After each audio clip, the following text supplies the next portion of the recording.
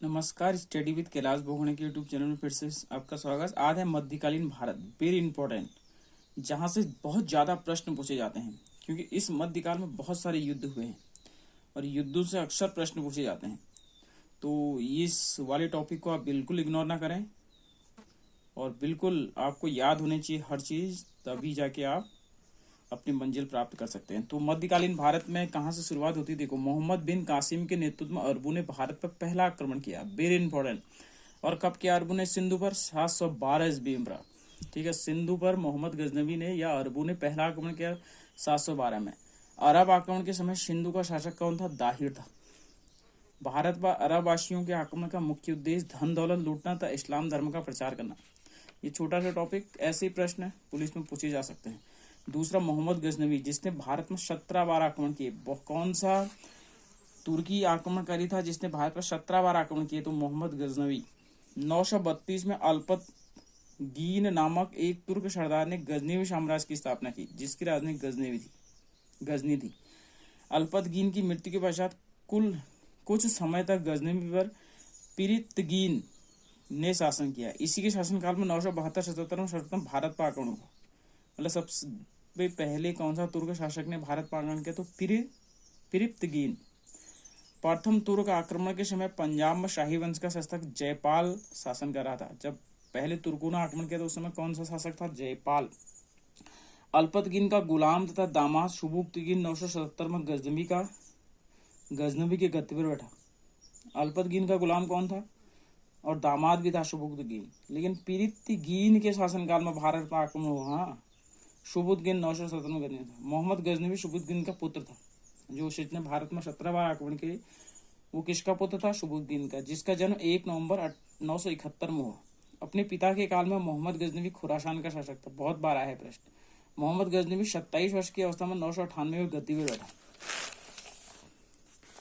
Baghdad का खलीफा अल आदिर बिल्लाह ने मोहम्मद गजनवी के पद को मान्यता प्रदान कर उसे यमीन उद्दौला और अमीन उल मिल्लाह की उपाधि दी।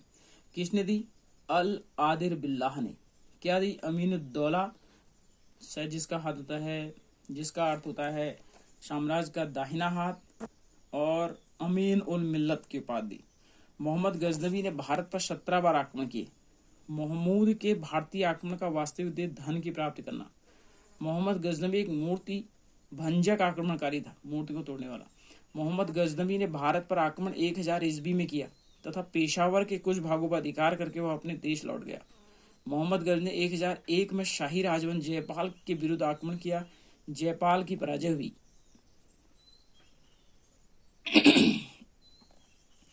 मोहम्मद गजनवी 1008 में नागरकोट के विरुद्ध हमले में मूर्तिवाद के विरुद्ध पहली महत्वपूर्ण जीत बताई जाती है। मूर्तिवाद के विरुद्ध पहली जीत 1008 में नगरकोट पर। मोहम्मद गजनवी ने थानेश्वर के चक्र स्वामी की काष्य निर्मित आदम कद प्रतिमा को गजनवी भेजकर रंगभूमि में रखवाया। किसकी? चक्र स्वामी की मूर्ति को। मोहम्मद गजनवी का सबसे चर्चित आक्रमण 1025 में सोमनाथ मंदिर सौराष्ट्र पर हुआ। इस मंदिर की लूट से करीब उसे 20 लाख दिनार की संपत्ति हाथ लगी। सोमनाथ की रक्षा में सहायता करने के कारण अहिलवाड़ के शासक महमूद से आक्रमण किया। ये मैंने बताया 1025 में सोमनाथ पर आक्रमण किया। ठीक है, वेरी इंपॉर्टेंट है। सोमनाथ मंदिर लूट कर ले जाने के क्रम में महमूद का जाटों से आक्रमण हुआ और कुछ संपत्ति लूटी।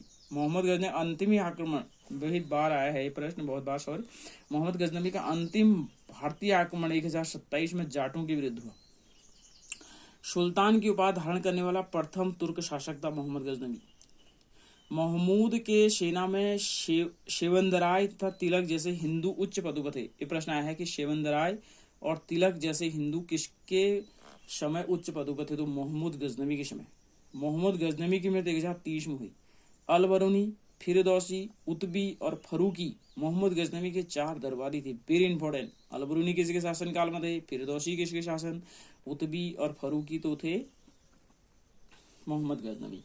अब आता है मोहम्मद गोरी। मोहम्मद गोरी गजनी के अधीन एक छोटा सा राज्य था।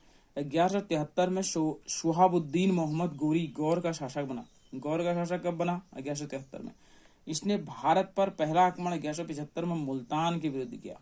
बहुत बार आया है। मोहम्मद गोरी का दूसरा आक्रमण 1178 में पाटन गुजरात में हुआ।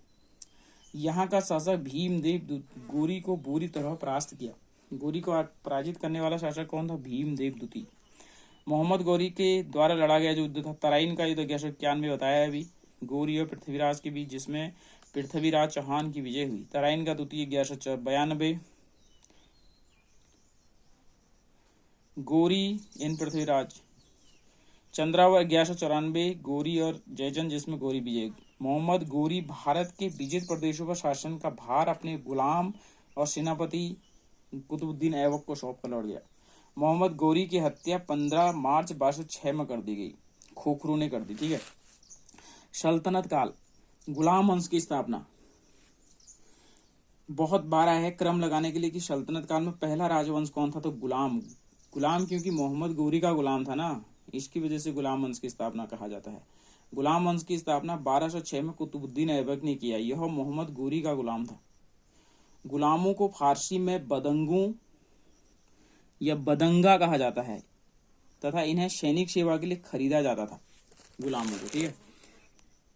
अगला है कि कुतुबुद्दीन ऐबक ने अपनी राज्याभिषेक 24 जून 1206 को किया। कुतुबुद्दीन ऐबक ने अपनी राजधानी लाहौर में बनाई। कुतुब मीनार की नींव कुतुबुद्दीन ऐबक ने डाली। इल्तुतमिश द्वारा किए गए महत्वपूर्ण। कुतुब मीनार के निर्माण को पूर्ण किया। सबसे पहले शुद्ध अरबी सिक्के जारी किए। चांदी का टंका और तांबे का जितल। बहुत बार प्रश्न आया है, चांदी का टंका और तांबे का जितल किसने चलाया? इल्तुतमिश। इक्ता प्रणाली शुरू की, वेरी इंपॉर्टेंट, किसने? इल्तुतमिश। 40 गुलाम सरदारों को संगठन बनाया जो तुर्कान चहलगानी के नाम से जाना है। 40 गुलामों को क्या? तुर्कान चहलगानी प्रणाली की शुरुआत किसने की? इल्तुतमिश। सर्वप्रथम दिल्ली के अमीरों का दमन किया, इल्तुतमिश। ठीक है। दिल्ली का कोल इस्लाम मस्जिद और अजमेर का 2.5 दिन का झोपड़ा नामक मस्जिद का कुतुबुद्दीन ऐबक ने किया। कुतुबुद्दीन को लाख बख्श या लाखों का दान करने वाला कहा गया है, वेरी इंपॉर्टेंट। इनको छोड़ना मत आप लोग, सभी नोट बना के चलना। प्राचीन नालंदा विश्वविद्यालय को ध्वस्त करने वाला ऐबक का सेनापति बख्तियार खिलजी, शायद 1203।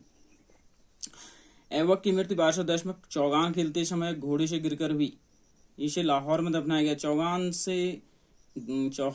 चौगान खेलते समय घोड़े से गिरकर मृत्यु हुई कुतुबुद्दीन ऐबक की। कहाँ दफनाया गया? लाहौर। ऐबक का उदय कौन था? आराम शाह, जिसे सिर्फ 8 महीनों तक शासन किया। आराम शाह की हत्या इल्तुतमिश ने 1211 में दिल्ली 11 में कर दिया और 11 दिल्ली में गद्दी पर बैठा था। इल्तुतमिश तुर्किस्तान का इलबरी तुर्क था, बहुत बार आया है, जो ऐबक का गुलाम और दामाद था। ऐबक की मृत्यु के समय वह बदायूं का गवर्नर था। प्रश्न बन सकता है कि इल्तुतमिश कहाँ का गवर्नर था, तो बदायूं का। इल्तुतमिश लाहौर से राजधानी को स्थगन करके दिल्ली लाया। बहुत बार प्रश्न आया है कि कौन सा गुलाम वंश का शासक था जो राजधानी लाहौर से दिल्ली लाया, तो इल्तुतमिश।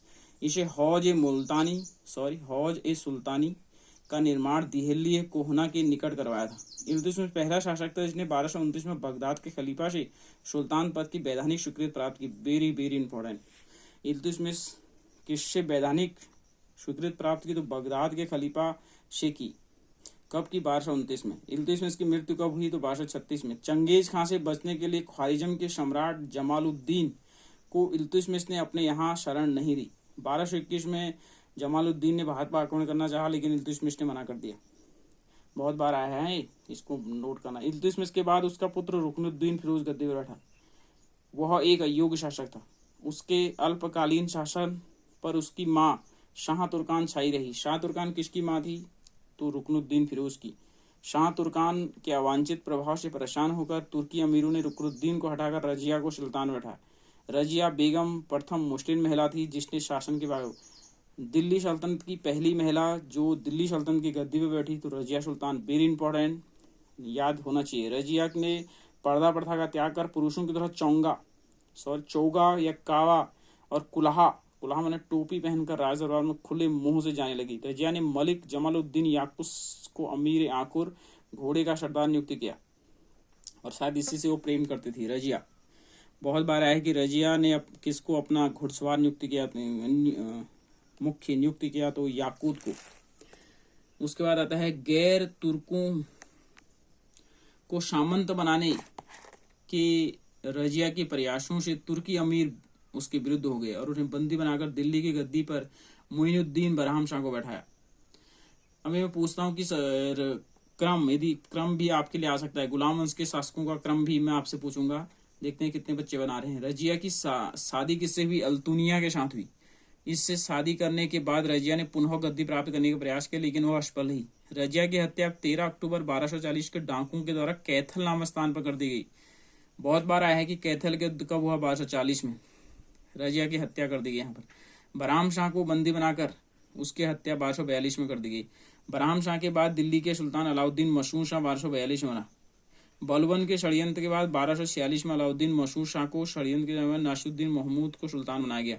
नासिरुद्दीन महमूद ऐसा पहला सुल्तान था जो टोपी सिलकर अपना जीवन निर्वाह करता था। बहुत इंपॉर्टेंट।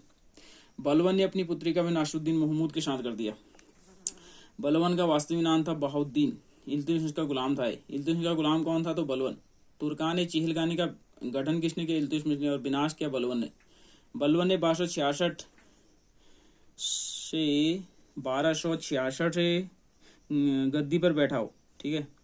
सिजदा और पैबोश प्रथा किसने प्रारंभ की? Very important. सिर झुकाकर और पैरों को चूमने की प्रथा बलबन ने शुरू की।